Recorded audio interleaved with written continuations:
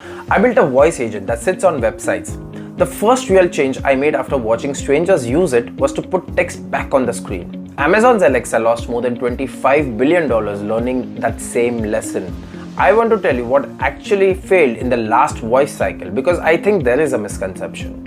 In 2018, the strategy consultancy OC&C put out a forecast. Voice commerce in the US would go from around $1.8 billion in 2017 to $40 billion by the end of 2022. The assumption underneath it was that smart speakers would go from 13% of households to 55%. It did not happen, not even close.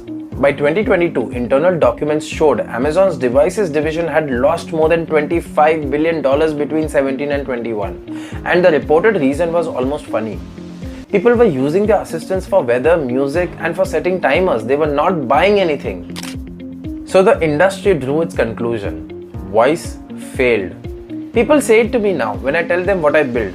Voice had its moment. It did not work. Everybody moved on to chat. I do not think voice failed.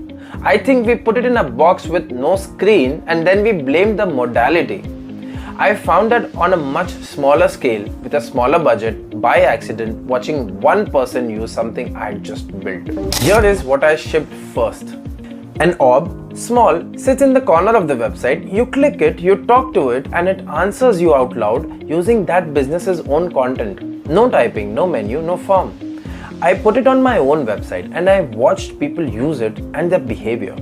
And the questions were exactly what you would expect. What is this? What does it do? How does this widget help me? Normal, curious, first contact questions.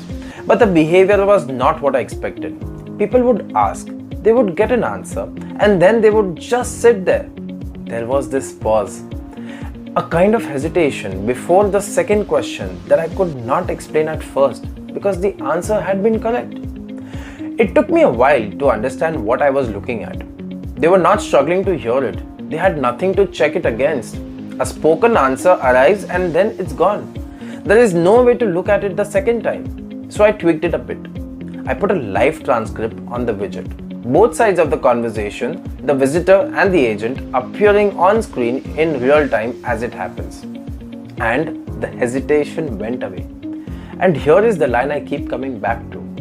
People do not distrust a voice because it is a voice. They distrust an answer they cannot look at twice. That is the story of the last voice cycle in one sentence. The assistant in your kitchen had no screen. It could tell you an answer. It could never show you one. And nobody spends money on a claim they cannot see. Voice is not a replacement for a visual interface. It is the missing input on top of one. Now, why does any of this matter commercially? Forrester found that people who use a site's internal search convert at 2 to 3 times more than anyone else. That makes sense. Someone who types a specific thing into your search box has already decided what they want. Screen Pages studied 21 e-commerce clients. In one case, fewer than 10% of users performed a search, and those users accounted for close to 40% of the website's revenue. So, 10% of the traffic, 40% of the money. Now the other side of it. Baymard Institute found that 31% of product finding tasks end without success when people try to use search. And their 2026 benchmark across more than 10,000 usability scores found 56% of e-commerce sites have mediocre or worse search experience. Put those together and you should get a sentence that should bother anyone running a website. The smallest and the most valuable slice of your traffic is the slice your site serves worst.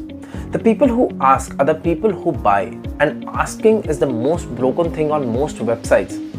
And I do not think that is an accident. Speech recognition has worked well enough for a decade. The reason almost no website talks is not that it was hard, it is that most of the friction left on the web is friction somebody is being paid to keep. The form that captures the email, the gate on the PDF, the funnel that counts the steps. Nobody removes friction that they are monetizing. Second story. The one is me getting something wrong. Early on I wrote a brief, and in that brief I used 3 words, turn by turn. What I meant was, it should feel like a conversation. What got built was exactly what I wrote. Strict alternation. The agent speaks, then the visitor speaks, then the agent speaks. Clean, correct, exactly to the spec. Nothing wrong about it. Which meant you could not interrupt it. And it felt wrong immediately. Not broken, nothing failed. It just felt like talking to something that was not really listening to you. It was waiting for you.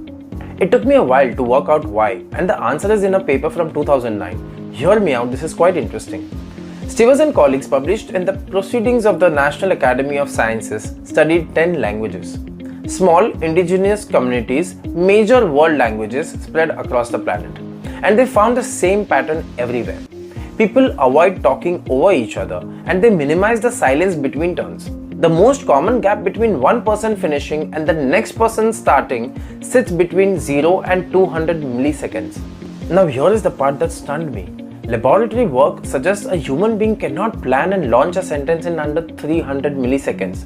The gap is 200. The planning takes 300, which means all of us in every language that anyone has measured are composing our replies while the other person is still talking.